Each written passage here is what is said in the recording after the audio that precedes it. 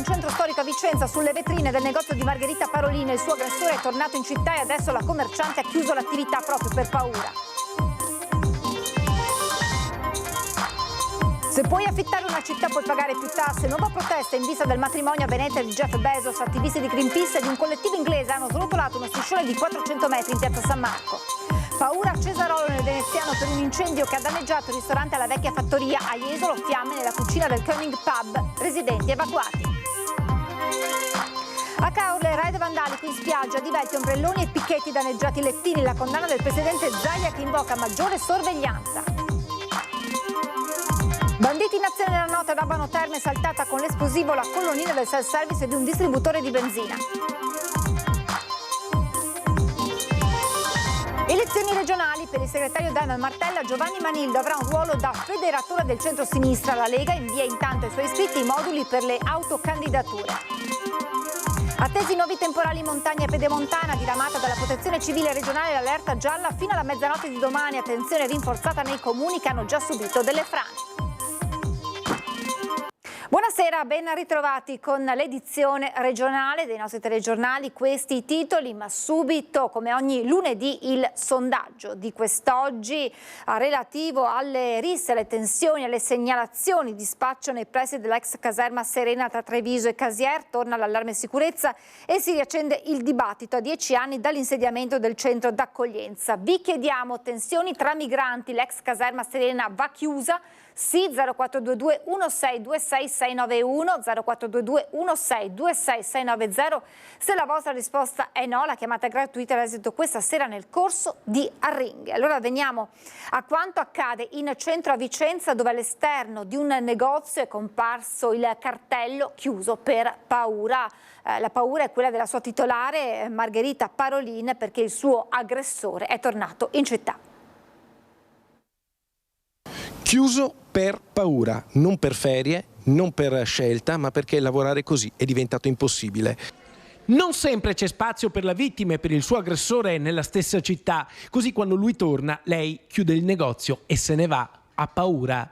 Questa è una storia che inizia a Vicenza sabato 31 maggio, quando un senzatetto magrebino distrugge l'allestimento esterno e costringe la titolare Margherita Parolin a barricarsi nel suo negozio di Corso Fogazzaro per sfuggire alla violenza dello sbandato. L'immigrato viene subito intercettato dalle forze dell'ordine. Per lui il questore firma il Daspo Willy, che gli impedisce accesso e stazionamento nelle immediate vicinanze di tutti gli esercizi pubblici e i locali che si trovano in centro storico. Ma per la commerciante è angosciante vederlo passare continuamente tutti i giorni. Sta passando a debita distanza e non nascondo che in ogni caso mi provoca un po' di agitazione. Poi, dopo 18 giorni di angoscia, finalmente Margherita Parolin torna a vivere quando l'immigrato irregolare viene portato dalla questura al centro di permanenza per i rimpatri di Gradisca di Sonzo. Oggi è il mio primo giorno di vita, sono molto felice, sono liberata da questa ossessione. Margherita Parolin sorrideva, ma non era finita. Questo fine settimana l'immigrato inaspettatamente ricompare in città. A quanto pare avrebbe un certificato medico da cui risulterebbe che soffrirebbe di problemi di salute che rendono impossibile la sua espulsione dal territorio nazionale, come sancito da una sentenza della Cassazione. Per Margherita Parolin è uno shock e decide di chiudere. Questo è una vergogna. Io voglio protestare. Oggi ho deciso di chiudere il negozio perché ho paura, ma non solo per questo, perché voglio mandare un segnale molto chiaro. Le leggi oggi, la società è cambiata, l'immigrazione è cambiata.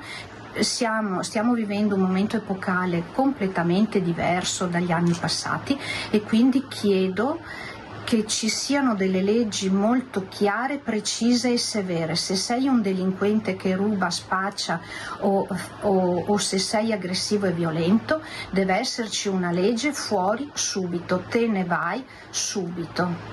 Deve esserci una legge per tutelare i cittadini, lo dice chiaro e tondo Margherita Parolin. Sullo sbandato oggi pende comunque un ordine di allontanamento dal territorio nazionale entro 7 giorni. A quel punto, se sarà ancora in Italia, l'iter per rimpatriarlo potrà riprendere. Certo, un sistema del genere scarica tutti i problemi sulla città e sui cittadini. Resta la protesta, resta un biglietto sulla vetrina, segno dei tempi, che avverte chiuso per paura.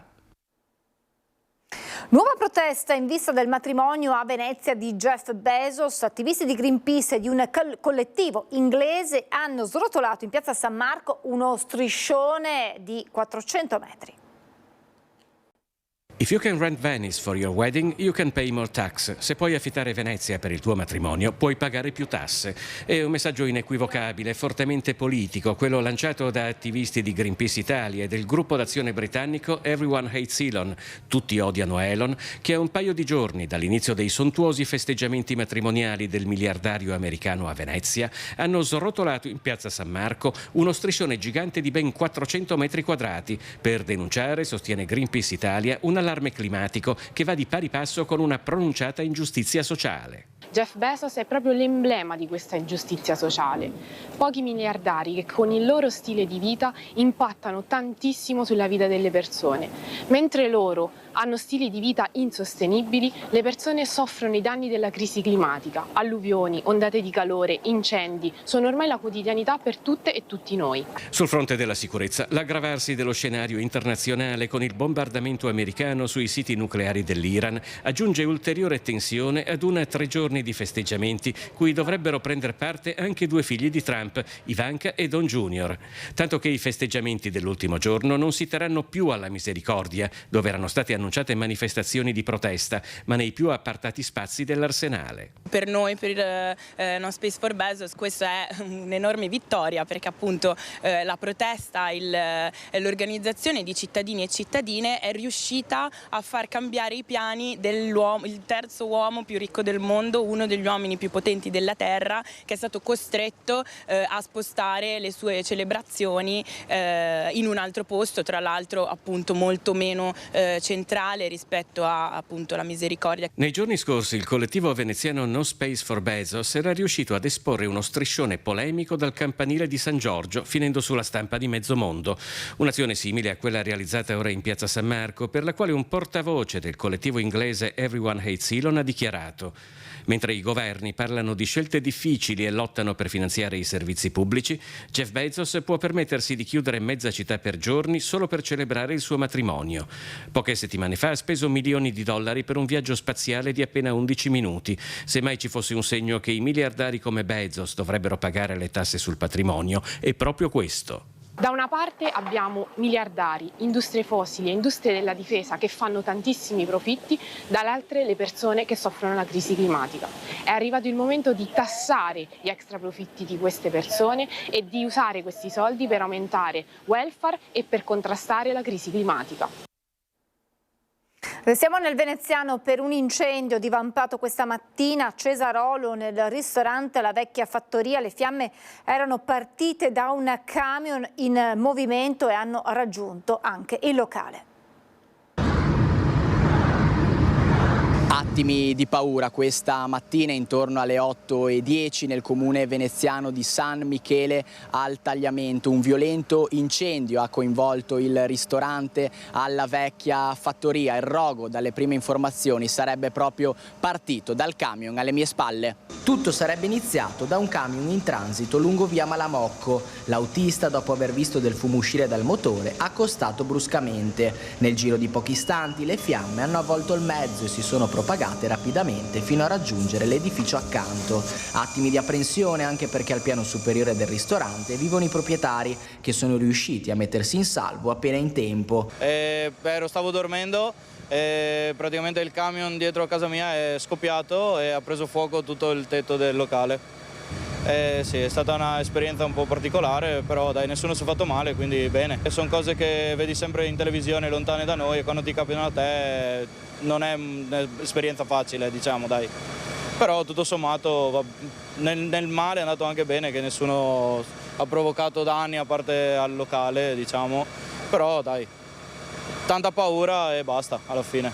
Immediato l'intervento dei vigili del fuoco arrivati da Mestre, Portogruaro, San Donà e La Tisana con il supporto dei comandi di Pordenone e Udine. Sul posto sono giunte 3 autopompe, 2 autobotti e autoscale. Le operazioni sono proseguite per diverse ore. I pompieri infatti hanno lavorato senza sosta anche sul tetto, dove con l'ausilio della Flex hanno tagliato grondaie e parti pericolanti per mettere in sicurezza l'area. Un vigile del fuoco inoltre è stato anche colpito da un malore dovuto al caldo ed è stato affidato alle cure del 118. Presenti anche i carabinieri per ricostruire con precisione l'accaduto. Sul posto restano ancora visibili le tracce del rogo, una struttura danneggiata e una comunità scossa, ma per fortuna nessuna vittima. E nel pomeriggio intorno alle 15 a Jesolo è scoppiato un altro incendio che ha reso inagibile il locale di via Foscolo, all'interno del quale si erano sviluppate le fiamme, probabilmente per un cortocircuito ad uno dei macchinari che si trovavano all'interno del Koenig Pub. Visto il denso fumo provocato dall'incendio, sono stati fatti evacuare a scopo precauzionale i residenti degli appartamenti ai piani superiori. L'intervento di spegnimento è durato circa un'ora. Per 5 ore Claudio Sterpin, amico intimo di Liliana Resinovic, ha fornito la sua versione sui fatti che ruotano intorno alla morte della 63enne. Come hai visto Sebastiano in aula? Niente, non l'ho guardato per niente. C'era Sebastiano in aula? Come è andato? All'ingresso vi siete Niente, zero. Lui cosa ti ha detto all'ingresso? Zero. Ha chiesto di non parlare. Ecco, brava, infatti L'ha non chiesto parliamo. lei proprio? No, ne ha chiesto lei, ha detto non occorre che... infatti. Tu rimani convinto che Sebastiano sappia tutto, che Liliana sia stata uccisa da più persone? Io rimango convinto di quello che ho detto fino a ieri, punto e basta. Più di 5 ore in aula per chiarire le sue dichiarazioni sul caso della morte di Liliana Resinovic, dichiarazioni che verranno assunte come prova in vista del possibile processo. È iniziata alle 9:30 l'udienza di incidente probatorio di Claudio Sterpin, l'amante di Liliana, alla presenza di tutte le parti coinvolte. Sterpin, assistito dal proprio avvocato Giuseppe Squitieri, ha parlato davanti al giudice per le indagini preliminari Flavia Mangiante e a Ilaria Iozzi, il pubblico ministero, che aveva fatto richiesta di incidente probatorio. All'udienza ha partecipato anche il procuratore capo Patrizia Castaldini. Claudio ha ripercorso tutta la vicenda, dal rapporto con Liliana alle circostanze della sua morte. Sterpin ha continuato a rimarcare quello che ha sempre sostenuto. Claudio, cosa ti fa pensare che Sebastiano sappia tutto e che più di una persona abbia intercorso a questo omicidio? Cosa te lo fa pensare davvero? Ma niente, per conto mio è difficile che una persona sola o pochi abbiano potuto combinare tutto questo disastro. Ma c'è un elemento che te lo fa credere in maniera concreta? Ma non voglio parlare di elementi, cioè ognuno si fa le proprie congetture, io mi sono fatto le mie e non posso dirle. Però lei ha un'idea precisa, l'ha sempre detto. Ma tutti hanno un'idea precisa. Di certo Sebastiano sa.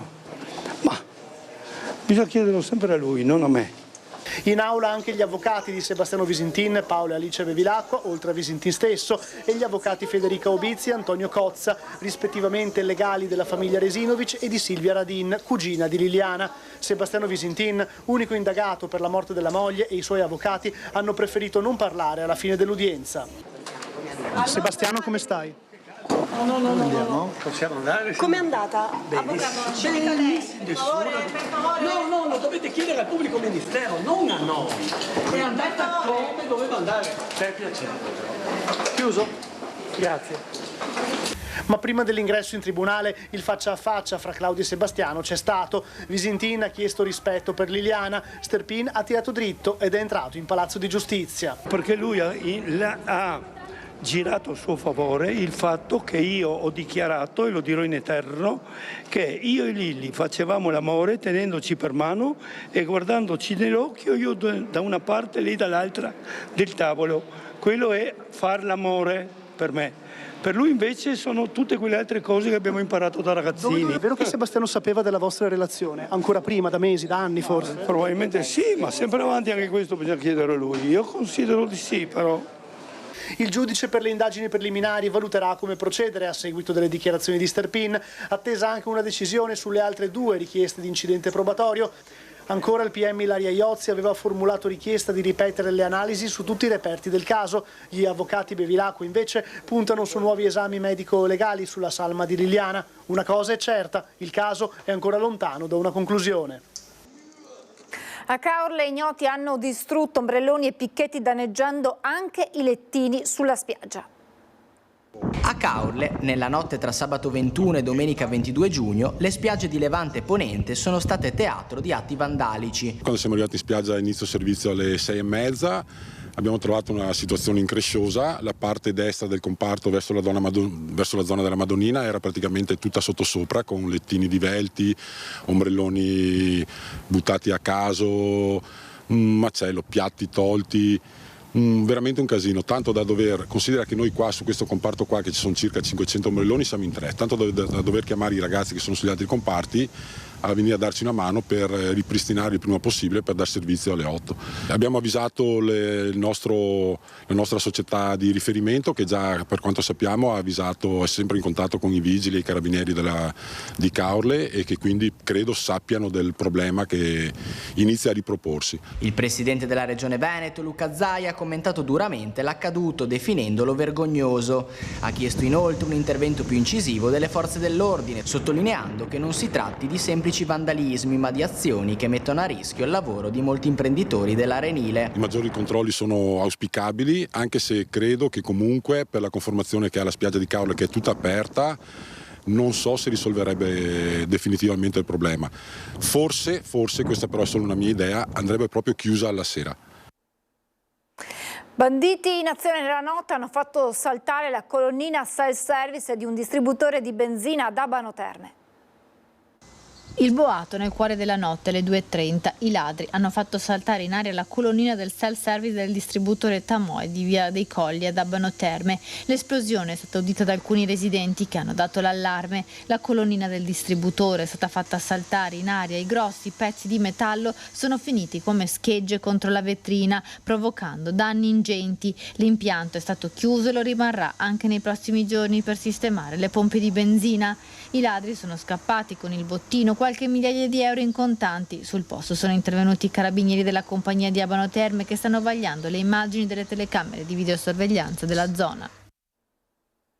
Politica con le regionali, perché nei prossimi giorni nelle sezioni provinciali della Lega arriveranno i moduli per la raccolta delle autocandidature alle elezioni d'autunno. Eccolo il modulo che nei prossimi giorni sarà inviato alle segreterie provinciali della Lega per essere poi successivamente distribuito alle sezioni sul territorio. Come spiegato nella delibera del Consiglio direttivo regionale del partito riunitosi lo scorso 16 giugno, il documento servirà a raccogliere le autocandidature alle prossime elezioni regionali d'autunno. Nel modulo, dopo una prima parte da compilare con i propri dati personali, c'è una sezione nella quale va indicata l'iscrizione al partito come militante o sostenitore, la carica ricoperta e se si è in ordine con i pagamenti. Rispetto alle precedenti elezioni anticipati i tempi della raccolta delle candidature, che solitamente si aprivano un mese e mezzo prima della data delle elezioni, utilizzando l'invio tramite mail. Oggi invece il modulo arriva con netto anticipo, quando ancora si discute di terzo mandato, di equilibri interni al centrodestra, senza parlare che è ancora avvolto nel mistero il nome del candidato alla presidenza della regione per la coalizione. Ma come si legge nella delibera, l'intento è quello di avviare per tempo la macchina elettorale con un percorso ordinato e trasparente di selezione delle candidature. Penso che la raccolta delle autocandidature portata avanti dal partito in queste settimane sarà utilissima perché raccoglierà le migliori forze sul territorio, dimostrerà il radicamento della Liga Veneta nei nostri comuni, nelle nostre province, e soprattutto dimostrerà anche all'esterno del partito che noi potremo veramente costruire delle liste, più liste di altissimo livello, radicate sul territorio e pronte a qualsiasi scenario per le regionali del 2025. Intanto nei prossimi giorni i partiti dell'Alleanza di Centrosinistra si pronunceranno sul nome di Giovanni Manildo, proposto dal Partito Democratico per la candidatura alla presidenza. Ho proposto, a seguito delle relazioni avute con gli altri partiti del centrosinistra, la candidatura di Giovanni Manildo, l'ex sindaco di Treviso, un profilo particolarmente significativo che può tenere insieme l'intera alleanza di centrosinistra, prendola anche a forze civiche. Giovanni Manildo è il candidato che può mettere d'accordo tutte le anime dell'alleanza di centrosinistra. Con questa premessa il PD ha proposto il nome dell'ex sindaco di Treviso per la candidatura alla presidenza della regione Veneto, votato dal 90% dei presenti venerdì sera alla riunione della direzione generale del partito. Una figura che possa svolgere un ruolo di federatore, che possa tenere insieme tutte le forze politiche e civiche, da cui vittoria è stata molto importante nel 2013, quando Manildo riuscì a sconfiggere l'allora sindaco di Treviso Gentilini, che era il simbolo anche della Lega. Quindi noi pensiamo che Manildo, per le sue caratteristiche, per la sua storia professionale, per la sua storia politica, possa svolgere questo ruolo. Prima però dell'ufficializzazione e dell'avvio vero e proprio della campagna elettorale è necessario un ulteriore passaggio. Per concretizzarsi avrà bisogno dell'adesione delle altre forze politiche che si dovrebbero esprimere a breve, affinché poi, se tutto andrà a buon fine, si possa concretizzare unitariamente questa candidatura. Il tutto dovrebbe concludersi in tempi molto brevi. Gli altri del centro-sinistra in parte si sono già espresse e in parte si esprimeranno nelle prossime giornate, per poi arrivare quindi a riunire l'intera coalizione e a verificare se l'esito sarà questo che io sto dicendo. Quella che si presenterà alle urne sarà una coalizione di centro-sinistra che vedrà insieme diverse forze politiche, dal PD al Movimento 5 Stelle ad Alleanza Verdi-Sinistra, ma anche molte forze civiche. Ci si presenterà con una coalizione ampia, con una coalizione che non si è mai vista nella storia recente del Veneto. Il centro funzionale decentrato della Protezione Civile del Veneto ha diramato un avviso di criticità già dal pomeriggio di oggi fino alla mezzanotte di domani sul territorio dell'Alto Piave e del Piave Pedemontano per possibili temporali, localmente anche di forte intensità, sulle zone montane orientali del Bellunese e sulla pedemontana Alta Pianura Orientale. L'attenzione è rinforzata nei comuni che hanno in atto un'allerta per colate detritiche. A questo si aggiunge, viste le previsioni contenute nel bollettino del disagio fisico e della qualità dell'aria emesso da ARPAV, lo stato di allarme climatico per i giorni dal 24 al 26 giugno per le zone costiere, pianura continentale e pedemontana, esteso anche all'area montana per il 25-26 giugno. È davvero tutto per questa edizione, vi lascio ora alla sigla e alle previsioni del tempo. Grazie per averci seguito e buona serata.